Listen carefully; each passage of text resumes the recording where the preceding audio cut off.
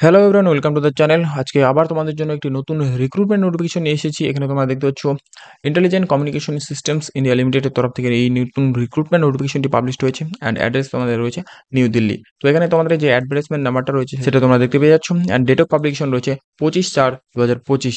And এখানে তোমাদের কিন্তু অবশ্যই অনলাইন অ্যাপ্লিকেশন করতে হবে। আর 11টি ডেটা এন্ট্রি অপারেটর অ্যান্ড 12 জন হেল্পার বা এমটিএস পদের জন্য কিন্তু এখানে রিক্রুট করা হবে। আর অবশ্যই কিন্তু তোমাদের এই পদগুলি যে রয়েছে সেগুলো কিন্তু কন্ট্রাকচুয়াল বেসিসে হয়ে থাকবে, সেগুলো তোমরা দেখতেই পাচ্ছ।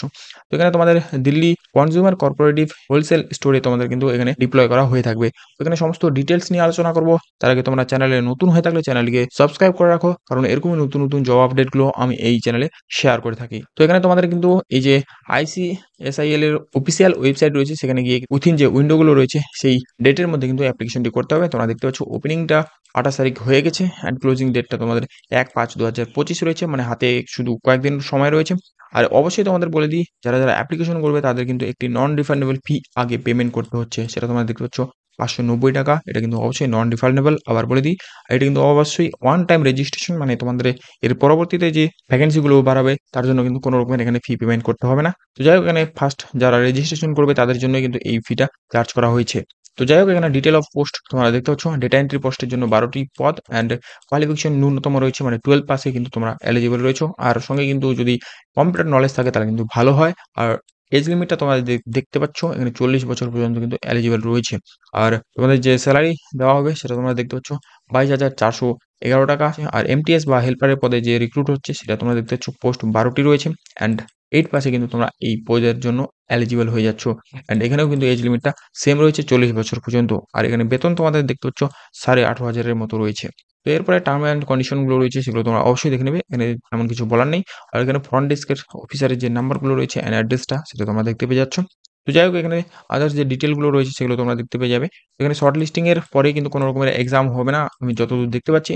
আর ক্যান্ডিডেট যদি অ্যাপ্লিকেশনটা বেশি করে ফেলে, অনেক ক্যান্ডিডেট যদি অ্যাপ্লিকেশন করে, তার ক্ষেত্রে কিন্তু এখানে শর্ট লিস্ট করা হবে, তারপরে ইন্টারভিউ তোমাদের এখানে কন্ডাক্ট করানো হতে পারে। তো যাই হোক, এখানে তোমাদের আদার্স যে ট্রাভেল অ্যালাউন্স কোনো রকমের কিন্তু দেওয়া হবে না, সমস্ত কিছু বলা রয়েছে। আর কি কি ডকুমেন্ট লাগবে সেগুলো সমস্ত কিছু এখানে বলে দেওয়া রয়েছে।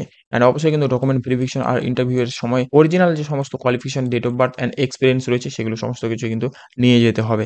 তো যেমনটা প্রথমেই তোমাদের বললাম, এটা কিন্তু অবশ্যই কন্ট্রাকচুয়াল বেসিস। তো এখানে তোমাদের কিন্তু কন্ট্রাক্ট অনুযায়ী কিন্তু কাজটি করতে পারবে। আর তোমাদের আরেকটি জিনিস এখানে বলা রয়েছে যে 1 মান্থের স্যালারি, মানে তোমাদের যে পদের ক্ষেত্রে যেমনটা রয়েছে তার ক্ষেত্রে কিন্তু তোমাদের ১ মাসের যে ফিটা রয়েছে, মানে যেটা স্যালারি রয়েছে সেটা কিন্তু তোমাদের রিজার্ভ করে রাখা হবে। যেমন ১ম এর ৫০% অ্যান্ড ২য় মাসের ৫০% তোমাদের যে স্যালারিটা রয়েছে সেটা কিন্তু ডিডাক্ট করে নেওয়া হবে, মানে কেটে নেওয়া হবে এবং পরবর্তীতে কিন্তু তোমাদের অবশ্যই এটা রিফান্ড করে দেওয়া হবে। আর এই হচ্ছে সমস্ত ডিটেইল নোটিফিকেশন আজকের এই নোটিফিকেশনটি নিয়ে। যদি তোমাদের এই পদটি ভালো লাগে এবং তোমরা যদি এই কাজটি করতে চাও তাহলে কিন্তু অবশ্যই এপ্লাইটি করতে পারো। অফিসিয়াল যে ওয়েবসাইট রয়েছে সেখানে গিয়ে তোমরা এপ্লাইটি করতে পারবে। তো যাই হোক, ভিডিওটি ভালো লাগলে ভিডিওটিকে একটি লাইক অ্যান্ড চ্যানেলে নতুন হয়ে থাকলে আবারও বলবো চ্যানেলটিকে সাবস্ক্রাইব করে রাখো, কারণ এরকমই নতুন নতুন জব আপডেটগুলো আমি এই চ্যানেলে শেয়ার করে থাকি। তো যাই হোক, এরপরে দেখা হচ্ছে পরবর্তী নেক্সট নতুন জব আপডেটের সাথে।